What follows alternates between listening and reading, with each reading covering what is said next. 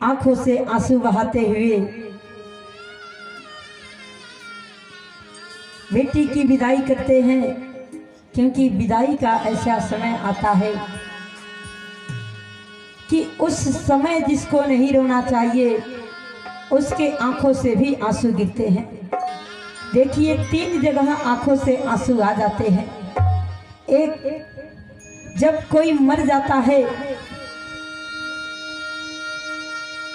अच्छा व्यक्ति, तो लोग सोच करके सुन करके उस समय आंखों से आंसू आ जाती है। किसी के घर में किसी का मृत्यु होता है तो उस समय रोते हैं लोग, और बाहरी वाले की आंखों से भी आंसू आ जाते हैं। और दूसरा आंसू जब किसी की बेटी की विदाई होती है और वह बेटी सबके सम्मानों को बचा करके सबकी सेवा करती है,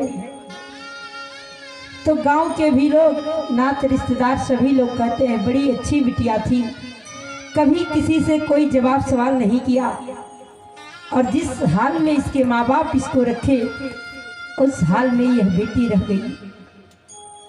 जब उस बेटी की विदाई होती है, विवाह किया जाता है, तो सभी लोग रोते हैं। सबकी सेवा करती थी, दूसरों का भी बात नहीं टालती, उनकी भी सेवा करती थी। आज यह बेटी यह नगर, यह घर छोड़ करके जा रही है, उस समय आंख से आंसू आते हैं। और तीसरा बार जब आंखों से आंसू आता है वह है बुढ़ापा। जब बुढ़ापा में अपनी बात कोई नहीं मानता, समय से भोजन नहीं मिल पाता, घर के लोग बेटा बहू जब बुढ़ापे में सम्मान नहीं करते, उस समय आंख से आंसू आते हैं कि हाय रे विधाता, एक दिन मैं नौजवान था, इन भुजाओं में मेरे भी बल था और मैं अपना काम स्वयं करता था, पर इस शरीर में शक्ति नहीं है, उठने की शक्ति नहीं है, चल नहीं सकता, तो घर वाले समय से भोजन नहीं देते। अपने ही बेटे बहू समय से भोजन कर लेंगे, पर पिताजी बिस्तर पर पड़े पड़े रोते हैं, भूखों से तड़पड़ाते हैं, पर उन्हें कोई समय से भोजन नहीं दे पाता। उस समय आंख से आंसू आ जाते हैं कि हाय रे बुढ़ापा, सब कुछ तूने छीन लिया, कोई सम्मान नहीं करता, और मैं कुछ कर भी नहीं सकता कि अपना पेट खुद अपने मेहनत करके इस पेट को भर सकूं। तो 3 जगह आंख से आंसू गिर जाते हैं। राजा जनक जी आंखों से आंसू बहाते महाराज दशरथ जी से कह रहे हैं कि जाने अनजाने में यदि महाराज कोई भूल हो जाए तो मेरा अपराध समझ करके मेरी बिटिया को क्षमा कर दीजिएगा। मैं हाथ जोड़ करके आपसे यह विनती करता हूँ। महाराज दशरथ जी समझा रहे हैं कि महाराज, अरे देने वाले का हाथ हमेशा ऊपर होता है और लेने वाले का हाथ हमेशा नीचे होता है। देने वाला तो बड़ा होता है और लेने वाला छोटा। आपने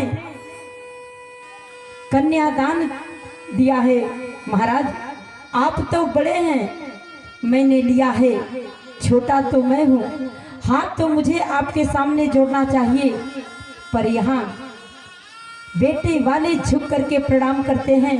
बेटे वाले तो कहते हैं अरे मैं बेटहा हूँ, मैं तो लड़के का बाप हूँ, फिर मैं क्यों झुकूं?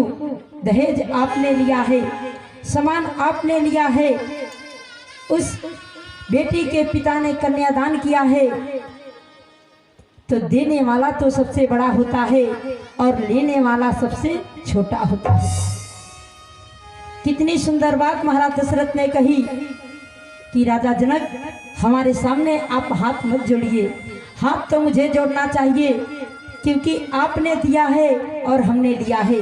और देने वाला हमेशा बड़ा होता है, लेने वाला छोटा, इसीलिए मुझे प्रणाम करना चाहिए।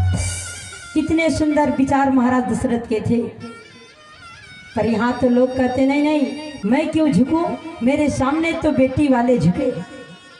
वाह रे, बेटी वाले ने दिया, आपने लिया, पर आपके सामने भी बेटी वाला ही झुके। राजा जनक जी आंखों से आंसू बहाते हैं और कुछ दूर तक छोड़ने जाते हैं। महाराज दशरथ जी कहते हैं, लौट जाइए राजन, लौट जाइए। आपके बच्चे के जीवन में कभी किसी चीज की कमी नहीं होगी। वह आपकी बच्ची है तो हमारी भी बच्ची है।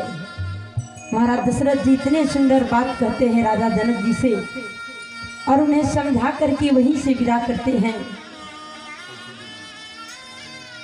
राम जी सीता मैया को लेकर के अवधपुर पहुंच जाते हैं। सभी लोग आरती करते हैं, मंगल गीत होते हैं। सबसे बाद में महाराज दशरथ जी पहुंचे और तीनों रानियों को बुला करके कह रहे हैं कि देखो, यह बच्ची, अभी ये बहुएं बच्ची हैं और तुम इनकी रक्षा करना। जैसे ये नेत्र, ये पलके हैं, इन पुतलियों की रक्षा करते हैं, उसी तरह से तुम भी इन बहुओं की रक्षा करना। यह दूसरे घर से आई हैं। मुँह दिखाई का रस्म पूरा किया जाता है। रानी कौशल्या जी ने हीरो का हार दिया, रानी सुमित्रा जी ने वस्त्र दिए और रानी कैकेयी ने कनक भवन दिए। सबसे बाद में विश्वामित्र जी आज विदाई मांग रहे हैं कि राजन, मैं भी अपने आश्रम को जाना चाहता हूँ। सभी लोगों ने उन्हें प्रणाम किया। करें कुछ दिन और रुक जाइए।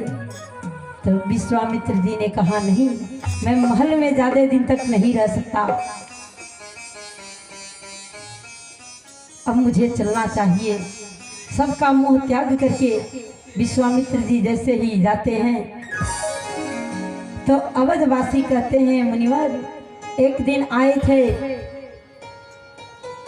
तो हमारे राम को लेकर के गए थे, आज अकेले क्यों जा रहे हैं? विश्वामित्र जी कह रहे हैं, अकेले नहीं जा रहे हैं। आज भी राम जी ने जितने लीलाएं की वो सब अपने साथ लेकर के जा रहा हूं, अकेले थोड़ी न जा रहा हूं। जब से राम जी विवाह करके अवध में आए थे, मानो आनंद ही आनंद बस गया था। गोस्वामी बाबा बड़े ही सुंदर चौपाई लिखे, विश्व विजय यश जान की पाई, आए भवन ब्याह सब भाई। आए राम ब्याह घर जबते, बसे आनंद अवध सब सबसे। जब से प्रभु श्री रामचंद्र जी आए थे, मानो अयोध्या में आनंद ही आनंद बस गया था। हर गलियों से रिद्धि सिद्धियां बरसती थी, जैसे अवध में सुख का बाढ़ आ गया।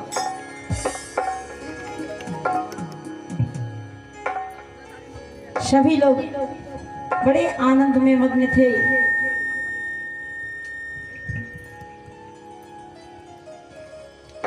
11 साल बीत गए थे, पर समय, अरे विधाता को तो कुछ और ही मंजूर था। गोस्वामी बाबा बड़े ही सुंदर चौपाई लिखे, एक बार सब सहित समाजा,